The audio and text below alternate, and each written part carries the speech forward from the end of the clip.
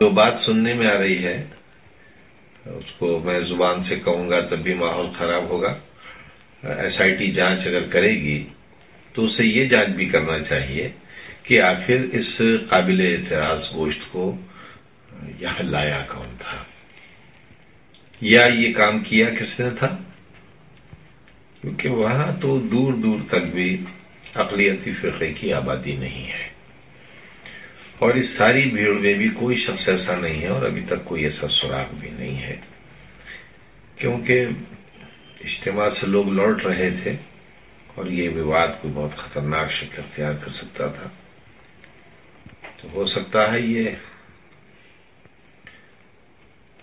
وواد بھی کام کا ہو جاتا. جی یہ کہا جا رہا ہے کہ اخلاق مرڈر کیس میں یہ گواہ تھے، IO تھے، انویسٹیگیٹنگ آفیسر تھے. تب تو SIT کی ذمہ داری اور زیادہ بڑھ جاتی ہے. SIT کی ذمہ داری میں وہ ویڈیو جو وائرل ہوا ہے ابھی تھوڑی دیر پہلے، اس میں جو جملے استعمال ہوئے ہیں ان لوگوں سے بھی پوچھ تاچھ ہونا چاہیے جنہوں نے IO کی اور انسپیکٹر کی شناخت کی ہے، پہچانا ہے کہ یہ وہی ہے.